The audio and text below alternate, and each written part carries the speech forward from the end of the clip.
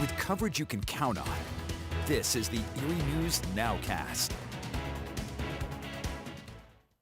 Good afternoon, I'm Elspeth Meisner, and thank you for joining us for your Eerie News Now Weekend NOWCAST. We start today off with the very latest vaccine data in our country, or our state rather.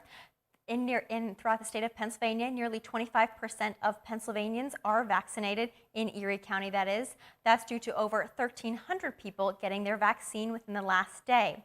In Crawford County, just over 100 people got the vaccine in the last 24 hours, while just over in Warren County, they have vaccinated just below 90 people. Across the state of Pennsylvania, close to 85,000 new vaccines have been distributed in the past day or so. We'll have more on the vaccine data coming up tonight on Eerie News Now at 6 o'clock.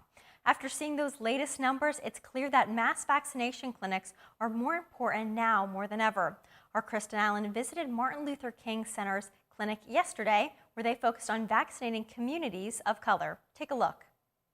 Mass vaccination clinics held at Erie's neighborhood centers are helping vaccinate populations who might have limited access. The reason why we're doing these community events and we're reaching out to organizations like we are, is we're trying to help break down barriers for individuals that need to get the vaccine. Early on in Pennsylvania vaccine distribution, the Minority Community Investment Coalition, or MCIC, worried about communities of color and inner-city residents having equal access to the vaccine. When the vaccine first came out, it was kind of hard for people to find places to go, and when you would call somewhere, it would be pretty much booked. And while those worries have not vanished, Bednaro is grateful to see people of color put their trust in the shot. It's an honor because that's what we're here for, and that was the whole effort that we were putting forth, is to have everyone of color have access to the opportunity to be vaccinated. Both AHN St. Vincent and folks here at the Martin Luther King Center say having a place where people feel comfortable in their own neighborhood is important when it comes to getting vaccinated. In a time where misinformation can spread quickly,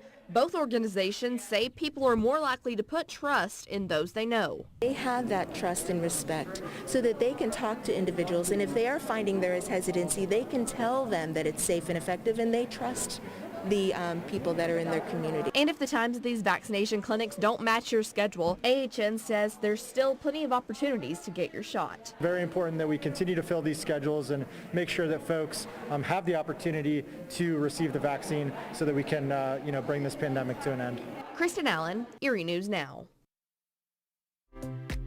And if you haven't scheduled your vaccine appointment yet, there's a number of ways to do that. We have all the information on our website, eerienewsnow.com, so you can learn more.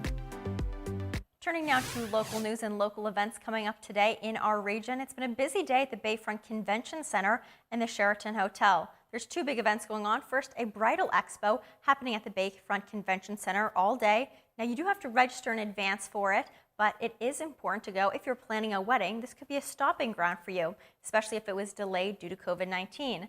Then for younger children, especially younger girls, there's a Cinderella pageant happening at the Sheraton Bayfront Hotel. That goes until 2 p.m. today, so there is still time to head out to that if you so choose. We'll have recaps of both events coming up tonight on Eerie News Now at 6 o'clock.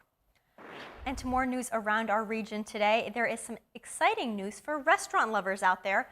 A new restaurant is coming to the West Erie Plaza. We've learned it's a partnership between Chef Dan Kern of 1201 Kitchen and Heidi and John Fetty of Icing on the Lake and Tesco Tools.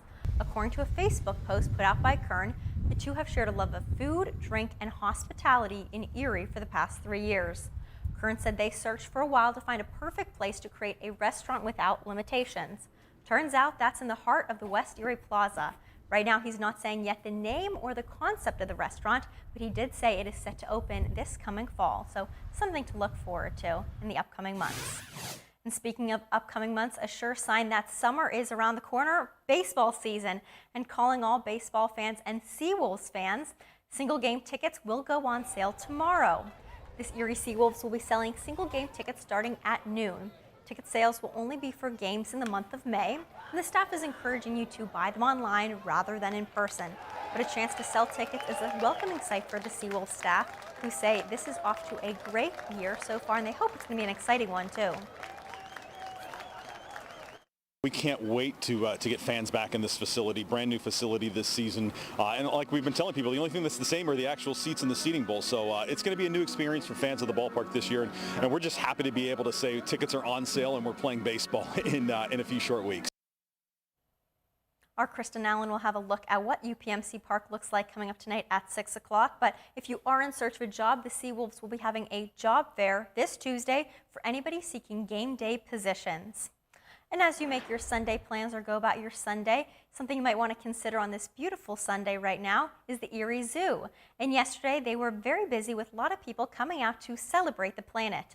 Earth Day is this Thursday, so staff and animals at the Eerie Zoo came out to celebrate the Earth. Their focus was all about composting and how it benefits the environment.